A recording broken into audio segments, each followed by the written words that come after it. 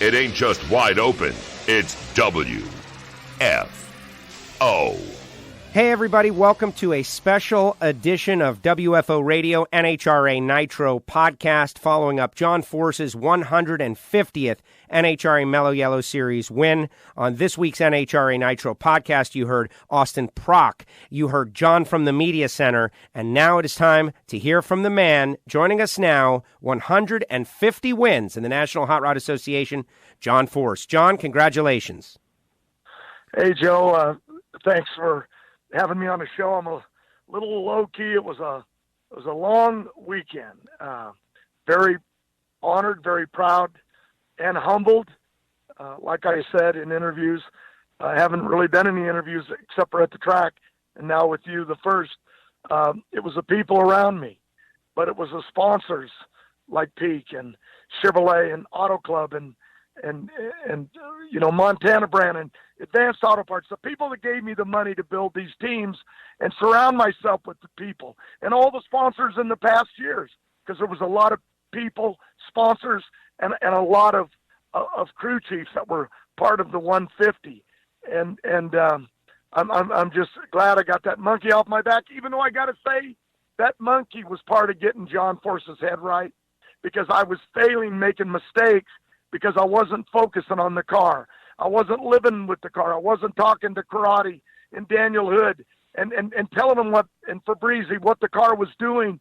And it was doing weird stuff.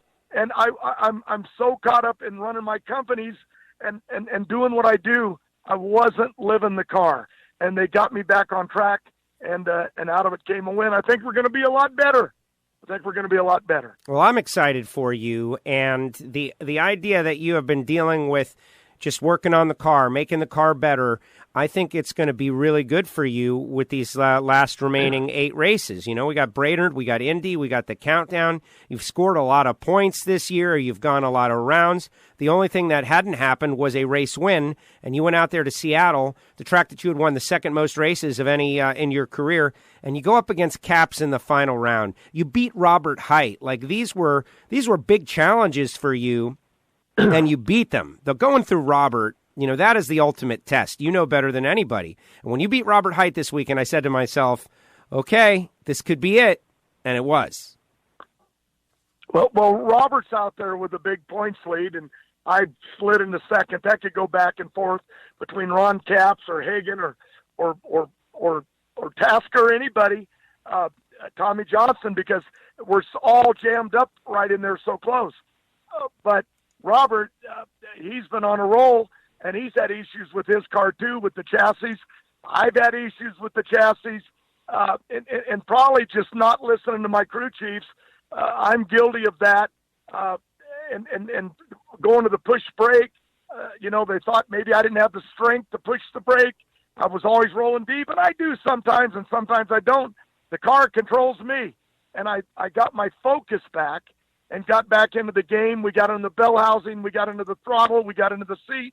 We got everything right, and I think I got a different race car. I got to give Karate credit, working with Daniel Hood, my son-in-law, of what they put together, and Fabrizi, car chief, overlooking the race car with the team on a daily basis. They gave me a real good car. We just had some issues there. And once we solved them, the car got real consistent. I mean, it was running threes almost every run, and I would fudge the tree against drivers that I knew could beat me. I'm not trying to kid nobody. I'm 70 years old, but I still love it. And like Austin Coyle says, I can still do it. You can still do it. That is a fact. And you're sitting second in the point standings. You know, in the end, like, the points don't lie. You got to be pretty good to be in the points at all, let alone second, and big things happening. But I want to dig into this milestone, John. You know, you've won 149 other races, and some of them have been huge wins, Indy wins, wins that sealed championships. But this one was one that I know you wanted to get. You said in the media center that, you know, like, it's, you don't want to talk about how much you want something because you might not ever get it. But now you got it. I know everyone in the sport wanted this for you also. Hearing John Force's next win is going to be his 150th win, but there was no guarantee it was going to come. But then it came, and you won it. And you talk about the monkey being on your back. I imagine that's what you're talking about. A few months back, I went into the hospital. Something was wrong with me. I just said, "What's wrong with me?" And the guy said, "I've never seen anybody dehydrated. You come out of a race, you come home, and like, you got to start drinking water." And I got back into that groove. I don't drink alcohol anymore. I got away with it, everything to try to get my head right from the crashes I've had and all the things that I went through, to stay in the game. I'm 70 years old. I'm not like these kids. These kids that are out there, the younger generation from 50 on down, they're all great. You know what I mean? Robert Height, he kills me on the lights. Caps, Hagen, J.R. Todd. I mean, the whole list. And I'm fighting to get there. But I really got to watch my body. I've got to keep water in it. I've got to keep myself. And I had to go to the doctor when I got to Reno, to Tahoe. I had to go in there. What the hell's wrong with me? I just was in a blur for a couple of days after the race. But it all kind of came back together. I got back on track. Didn't want to take my medication because it makes me react slower. I wanted to be faster. I did everything that I could, and then I tipped over. But I got the job done. And the 150 was important because, it started with Coyle clear back in 87, 88 when we got our first win in Montreal. And then a few years went by. Coyle was part of all of that. Then Bernie Federley joined it. And it went on, for years. We got 10 straight races and championships in a row. We just were unstoppable. We went on and on and on. And then the young generation comes along and they get tougher and tougher and tougher, and they learn the game, and now the fight's on. But I won with Jimmy Prock a handful of races. I won with Mike Neff. I won with John Schaefer, Dean Antonelli. Everybody was part of that era of time of winning. Tony Petragon was part of it as a driver for me. And I saw Tony get emotional when you were there in the press room because he knows the weight that's on a driver. He gets what it's all about. But you're still there with me, right? Of course. What I'm saying is it was a lot of people, but the people that Coyle would get on the phone and I'd say, "Oh, I don't know what's going on. Crew chiefs aren't happy with me. What's wrong?" Coyle said, "Forrest, you're no different. You're just older. But you're trained, he called me a monkey. You train for so many years, the drill in that car. You know how to drive it blindfolded. And he kept me up. It was really funny. Daniel Hood on race day, and karate always gives me, the go get him, let's go get him. And Daniel Hood is, he married my daughter Ashley. He's very personal. Him and I aren't really close. And we finally, I feel, after all these years, we bonded at Seattle. And he goes, "Well, we were always close. I've always liked you." And I said, "No, but it was the way you looked at me from your eyes, and you looked into me, and you said, it's time." And you pointed at me. He's a man of few words, Daniel Hood. He never says much. And he just said, "It's time to win this thing." And I'm looking through my helmet, and, man, it just fired me up. My adrenaline was pumped. I saw all these young kids. Karate wanted to win. They said he was emotional at the end of the race. But I got to tell you, between Austin Coyle and Robert Height, you asked the guy that I took out. There's guys as good as Robert, but nobody better. And I ain't even in his league. And I got all the past, but let me tell you something. He took the lane he wanted. He got in trouble down track. He had me covered. He left on me. We were out there in the middle of the course, and his car got loose. But Robert Height is a guy that stood by me and said, he even said, "I'm tired of hearing you think that maybe you're too old. This is not an age game. You got a car that does the running for you."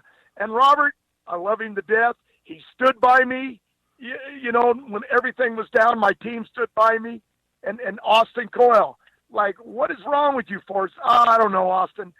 Guy's 70 years old. You think I should drive this 330-mile-an-hour car? Am I just stupid trying to do this? Maybe I am washed up. Maybe it's over. And they said, no, it's not. And there was certain people that were key, and Karate was part of that. For Breezy, all of them, you can do it. And I don't know what everybody believed. But when we got it done, and I got mad, and I said, that monkey's off my back. I'm done. But in the middle of it, it was like it was the monkey that really helped me. The monkey that drained me every day, every night. I lied about it. It don't bother me a bit. I turn it off.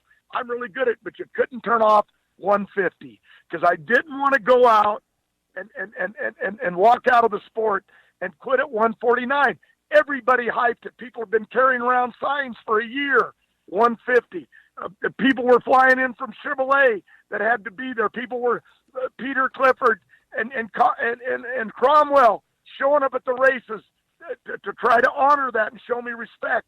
And then I failed at it so many times, and we thought it should be easy, and it was tough. But it was really that monkey that got me focused. When I started talking about, I felt like I carried him on my shoulders, and it was like, well, you're blaming the monkey that's an imaginary, animal that you're talking about. Right. It ain't even real, and you're actually blaming it. And I'm starting to talk crazy again. I need some water. No, listen, we totally understand. Like, let that monkey help you. And what is he telling you? Go talk to your crew chiefs. Go talk to your team. Sit in that car like you used to do in the old days and sleep in it till you figure out what's wrong. The monkey really helped me. So anytime any young kid out there says, oh, God, I got pressure. I've never won a race. I've never won a national event. You know what I mean? Let that monkey take you. Let him get you focused. Make him a positive. And I know the game better than anybody, but I lost the positive. I lost what it takes mentally, and I had to get it back. And I'm going to give credit to a fabricated monkey that doesn't even exist, got me back on track with a great team. Well, I love hearing that because what I hear in there is like multiple valuable lessons for other people. And that's what I try to pull out of this whole thing. Yes, it's entertaining and it's fun to watch you go out there and race, but you're 30 years ahead of us, John, and we can learn a lot of lessons from you as you go through it. Like one of the lessons that I'm taking out of this, and I mean this like from the bottom of my heart, that I can go into my old age and still mix it up and still have success. And it's not, I don't want to use the word death sentence, right? But because we all have that at the end of the line somewhere. But you are in the mix. You're battling it out. You're having fun. You're enjoying your family. You're accomplishing goals at 70 years old. That is a great signal to a lot of people. It's funny. Father time does get you, but it ain't got me yet. Coyle said to me on the phone, he said he saw it in a Clint Eastwood movie, an interview. He said, Coyle's a movie buff like me. He said, Clint Eastwood said, don't let the old man in. And Coyle said to me, don't let the old man in. Keep him outside. Keep the fight. Wake up every day.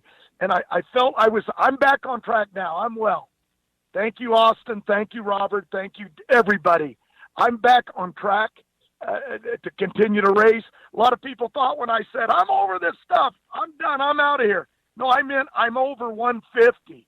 I don't even want to talk about it, and I'm talking about it, but I want to get rid of it. I want to move on. People saying, you're going after Petty's 200. I never raced Richard Petty. Why do I want to go chase him? I set goals. I'm going to go racing. We made the countdown. I had a young kid that was hurt, Justin, on the CarQuest team with Brittany, and man, he's just a little tiger, face all opened up, bleeding, and he goes, I got to be at my car, and I took him up and let him look at, and I said, don't let her see the side of your face, let her see the good side, and he goes, I'm okay, let's go get him, like he was still with her, and then we sent him to the hospital, and they got him back, and he still wanted to work. That is the fire of the young kids. That's what I live for. That's what I fight for. They're the ones that do it, and I don't want to fail them. I deal with J.R. Todd, and I know there's times that he's mad, whether he's happy or he's mad, but he gives you the same personality. Hey, good job, John. Hey, I beat you. My day. Just some of these new personalities are just the best. And I watch them, and I watch how they react to stuff because they really love it. They go, ain't got time to worry about you, Force. I got to figure out how I'm going to win the next race. And I love that. They got a great team over there, that global group with Warsham, and that guy that runs that deal loves those people like they're his kids. Yes, and you too, by the way. And you too. Oh, God. It just, he when they win, he's jumping up and down. When he loses, he loves them. He's out there with a broken arm and a sling, him and his wife. And I watch him, and I thought, God, to be loved like that. And my sponsors love me. They're just so busy doing what they do, they can't even get to the races half the time. But look, I'm getting wound up. I'm getting stupid. Let me get back to you. Questions? Go ahead. Yeah, exactly. You answered my question. I just, I want to ask you about a couple of moments, okay? We could do round by round and all that, but I think this is so much bigger, John, because, you mentioned Richard Petty, the 200. I really think that John Force 150 might be more significant than Richard Petty 200. If we do all the numbers and the math and the era, if it's definitely a conversation that drag race nerds can have, but I don't want you thinking about that. I want to take you back to two moments. First moment, okay? Deciding to go into the stands, climbing a fence, going into the stands, deciding to do that. We've seen, drivers, moments, personalities, athletes. At some point, they realize the only reason that any of this is really happening is because there are people that want to pay to watch. And whenever you go down the return road on your scooter, wherever we go, you've got thousands of people that just want to wave from you. And for you to go into the stands and climb that fence, it wasn't the most, you didn't hurdle it like a cheetah, but you got over it. And they pulled you into the stands. They lifted you into the stands. Take me to that moment because I want to know what they were saying to you and what it felt like to be there, because that's, to me, the culmination of your career, that moment. I can't even tell you this, but I had two girls propose to me in the stands, and I said, I'm old enough to be your great-grandpa. We love you. They're the ones that give you the fire in your belly. It was funny. I got out the other end. They gave me one trophy for winning the race. They gave me another trophy.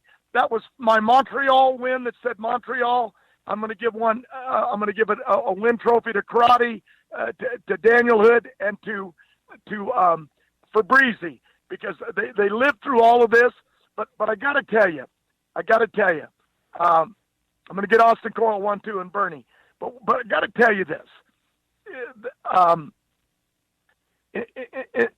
In the middle of all that, they're hanging, Mello Yello around my neck, all the emblems, all the hats, and everybody's going crazy. And man, this thing's over, and I just wanted to get out of there. I knew we got to take the Mello Yello van down and do the parade. But what really mattered to me at that moment was I wanted out there because I got another kid that's coming up, Austin Brock, just like my daughter Brittany. And Brittany was crying. Everybody was crying on the starting line. My wife came to the other end with Jacob, hoping that I was going to win. And we got her in the interview. But back on the starting line, I saw, Brock, and I saw his wife, and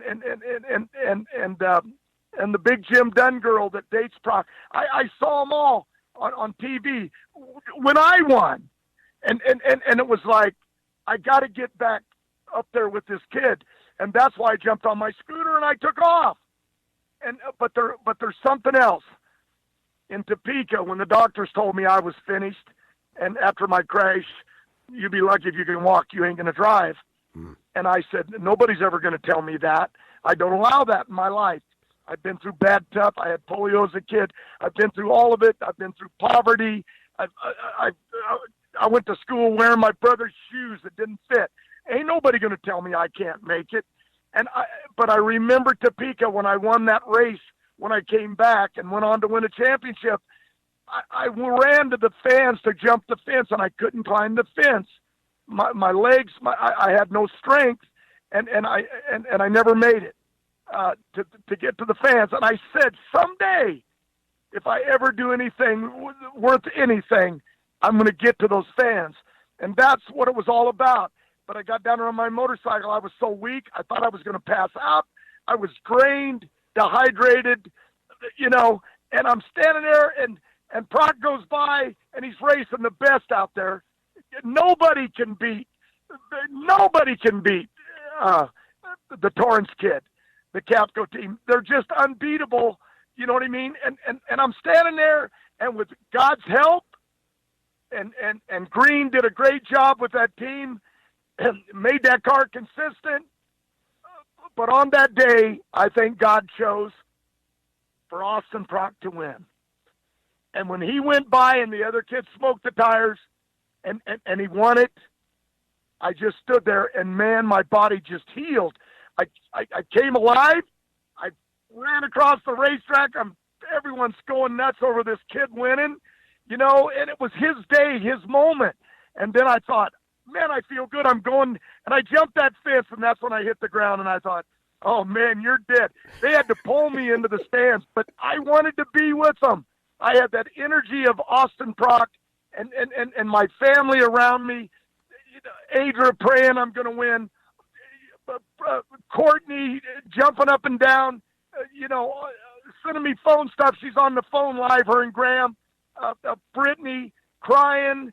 And it was a day that I'll never forget. I'll never let go because I don't want it to go.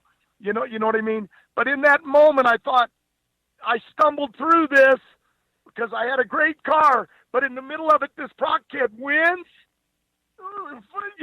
Which I promised Perdome and Frank Teagues, we'll get there, and it happened. Yes. And then I'm in the stands, and the fans are dragging me over the fence. I can't even walk, and they got a hold of me. NHRA, the doctor had to come walk me back to the tower because I wanted to see Tony. I wanted to see Bloom. I wanted to see the announcers. I wanted to see you and all the people up there. I just wanted to say thank you. And in the middle of it, Prock wins, and then I'm up there and people are hugging me and kissing me. It's like, God, what's happening here? And then these two girls are all giddily over this old beat up old man, and they just like, my dad loves you. Oh my God. It was just crazy. Men were hugging me. Let me tell you something. I kissed Caps. You wouldn't believe how many men kissed me up there in the stands, like crying. You've done this moment in history, and we were part of it, and I'm going home to my dad because he used to bring me when I was a kid. My grandpa used to bring me when I was a kid, and he said this day would come. I just got the right people around me and great sponsors and money, and I was there on the day that I could give back to the people. That's why I went in the stands. Well, I think it's great, and I think that was an epic moment. And you touched on a couple of things there, John, that are very significant. The Don the Snake relationship there. I know your whole life you looked up to the Snake, and who hasn't, right? First of all, that doesn't make you unique. The guy is an amazing character, personality. If you like drag racing, Snake is this unbelievable deal. And then this year, you guys forged this bond, right, where he comes out and he says flat out that he's kind of part of your team, which has got to be just so crazy for you to deal with. And now, though, you've got an additional pressure, right? You got to deliver for Snake. Snake goes out, finds money for the kid. You got to deliver. You make moves, and they work out, and you deliver on the same day. Like that, like the monkey, right? Like this thing was all like multiple facets of pressure on your back, all alleviated on the same day. There's a famous movie, I think it's with Paul Newman when he was young, called The Fighter or something, or Rage or something. But I remember when he won, he put his hand over his head. I'm a movie buff, but he said, somebody up there likes me. On that day, Sunday in Seattle, somebody up there liked me. God, whatever you want to say, some reason everything came together. Just the greatest thing that could happen to me. But more than me was all the people around me. I knew there was racers that wanted me to win. Even though they're trying to beat me, I know Caps wanted to beat me. I know Campbell and Jim Dunn wanted to beat me. Jim Dunn's daughter's out on the starting line with Prock, going crazy with Prock's dad and mom when he won. And it's like, it just, things come together. I don't know why. I think I'm just a lucky man. And I've always had times when you had to get the job done. Sometimes it was like beating the dragster guys. I didn't have a chance to beat those guys or a clue how to do it. And we got, for the biggest paycheck in the history of the sport, we got it. And just times, things just happened. I don't know why. I try to live right. I ain't no perfect guy. I'm a mess. I don't want to tell. Well, I've just told them. But what I'm saying is, the real key are the fans, the ones that listen to your show, that care about it. But then you got to get in the middle of the deal. This whole life was about winning. Don Perdome. Even Robert said, God, I thought we wanted to win. You and me, how we think. And he said, I've never seen anybody like Snake. It eats him up inside. That's who Snake was. I run around passing resumes out the roof hatch on the burnout. I would be back in the pits taking care of sponsors and saying happy birthday to their wives to get the money. Perdome was all about business, and he is now, and he wanted this car to perform. And in the middle of all of it, it's just, we got it done. And Frank Teagues, his partner, the guy who owns Montana Brand, the potato grower out of Seattle. Sure. First guy to call me to say, well, you guys do what you do. Perdome's happy, and he was happy. And finding sponsors are tough. We got to deliver for them. And Pete stood by me, and that's why I wanted him to be so much a part of that 150, because I wouldn't have got it if they hadn't been there, because they gave me the money to go on. And so look, Castro was part of it in the early days, 90% of that, like Coyle and Bernie. And they're a great company, but I'm with Pete now, and Pete allowed me to go to that 150. So I'm never going to talk about Petty. I'm not even in his league.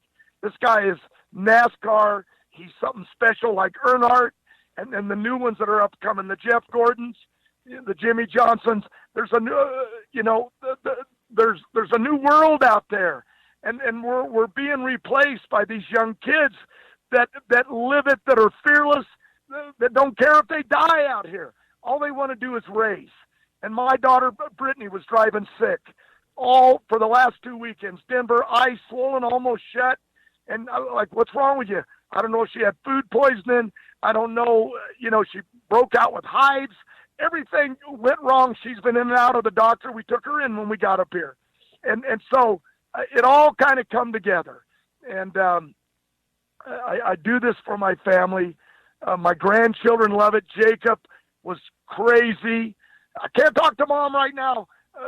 They had Ashley on the phone. I can't talk to Mom. Grandpa's staging. We got to get this win. Like, he gets it. He knows it. That's why I can't quit the sport. Wow. I'll have to in time, but I got to stay here. I got to help keep the NHRA is doing a lot of stuff to try to build our sport, and they've got a lot of great ideas, and they're working together with Pro. They're working with everybody, and it's hard to fix a lot of these problems. But Cromwell's trying, Peter's trying, Alan Johnson with Pro's trying. We go around every week. It's like, God, it's a full-time job, but we got to work together. And we got to become a family. The same thing our country's got to do. If they don't pull together, they're going to fall apart. And I won't get into politics, but if they don't pull together, they're creating bigger monsters. And we don't need to do that in NHRA. We need to keep our families close together, all of us, build it, go down this road. I was with Cromwell this morning for an hour. He talked about working with Pro, the ideas, things that he wants to do. Pro wants to work with him. Everyone has great ideas, but then you got to initiate them, and you got to know how to do that. You got to get everybody together to get everybody's opinion, and we're going to make it because we're a family sport. That's the one thing we got that makes us different than a lot of sports, football, baseball. I ain't saying they're not either, but I don't know them. But I know we are. Drag racing is going to make it. NHRA is going to make it.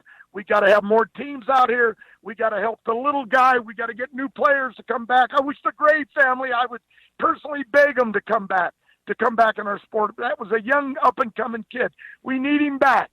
Okay. So let More me. questions. Yeah, More exactly. questions. Listen, I could talk to you, no, John. I could talk to you all day, but I don't want to hog you up from everybody else. So I just got a couple more real quick, and then we'll keep going. But I really Did appreciate. I answer your other?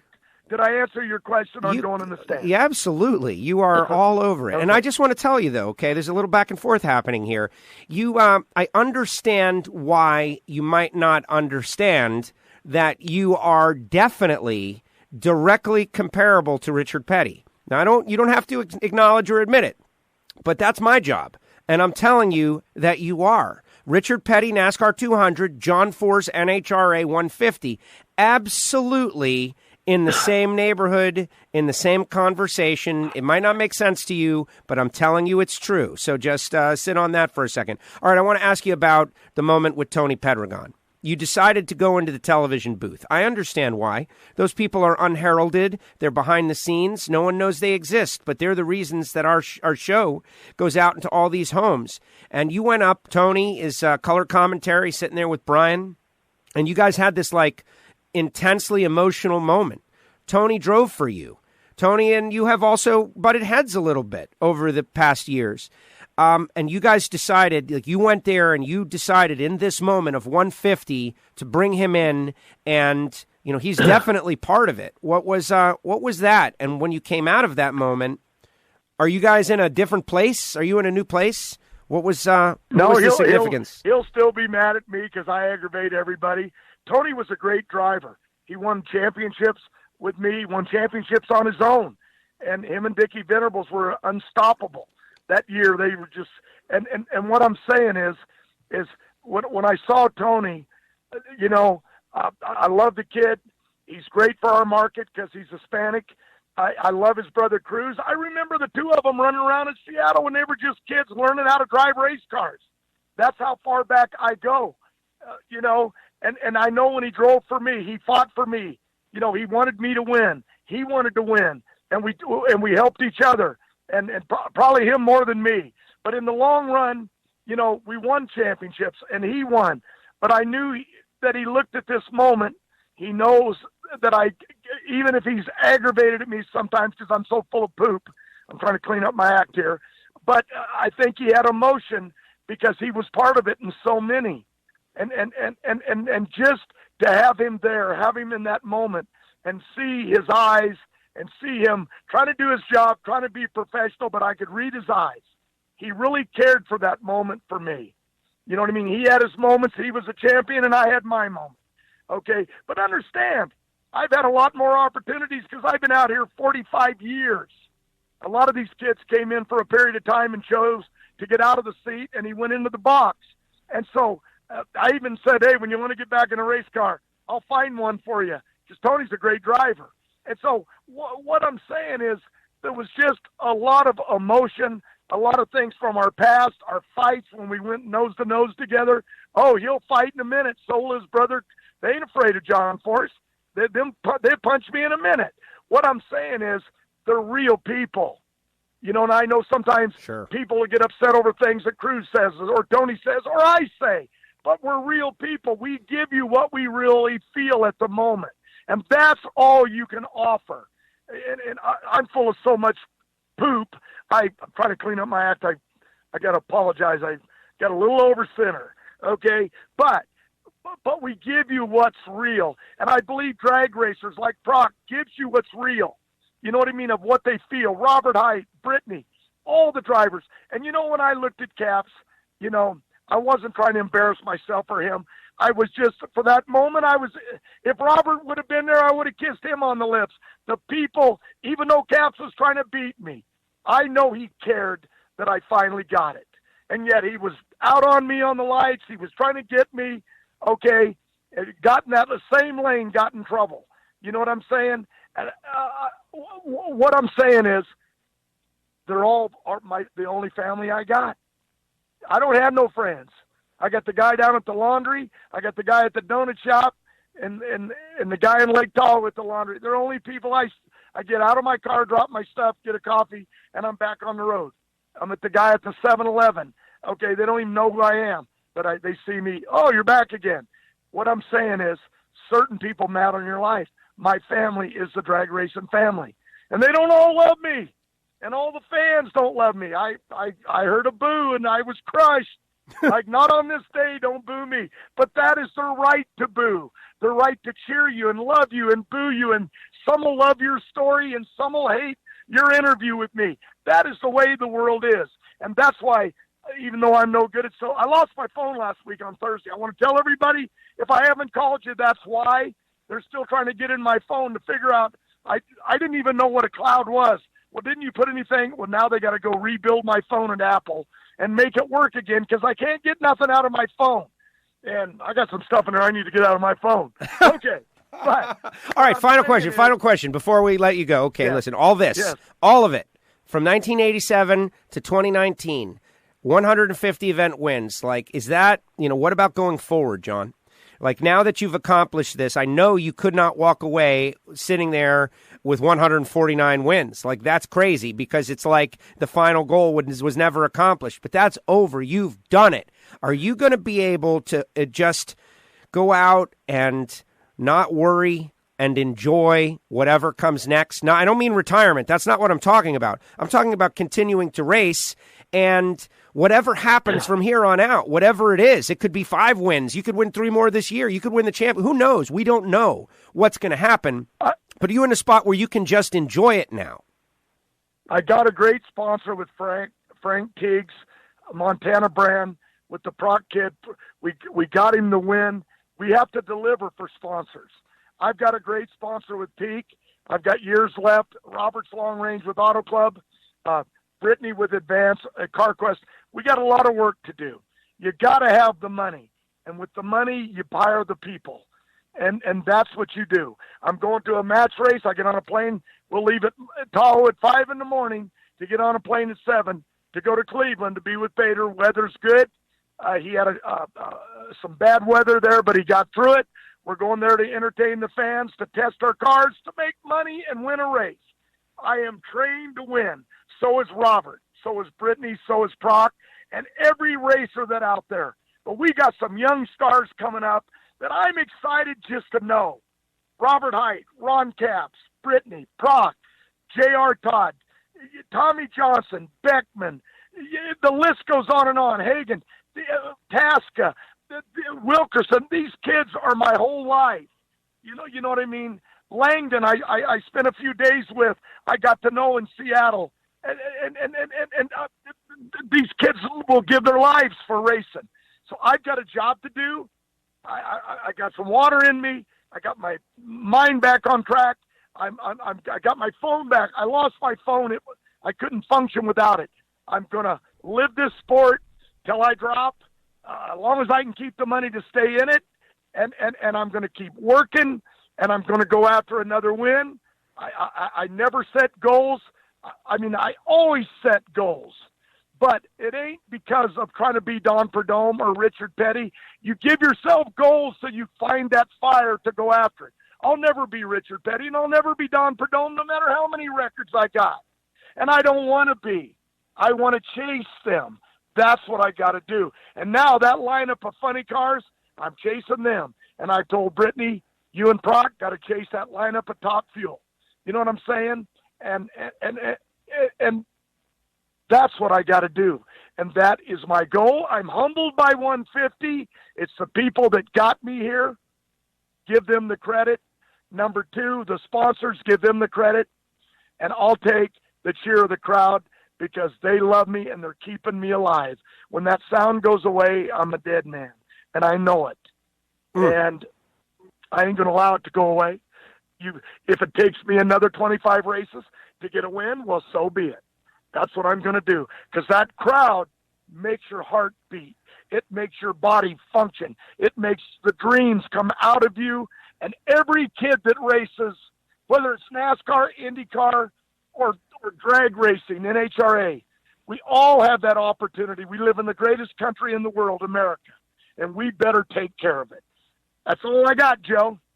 John, I appreciate it. You make me proud to be part of NHRA drag racing. I am so happy that you were able to accomplish this. I'm very happy I got to be there and witness it, because it is certainly one of the greatest moments that I've seen in all of sports, and I've seen quite a few. This was a big, big deal. Thank you so much for making so much time for us on WFO Radio Podcast and coming on with our audience. Thank you for that. Can't wait to see you guys go again. I know you're going to see Bader, Night Under Fire. Everybody says that's an unbelievable event. I want to see that one of these days.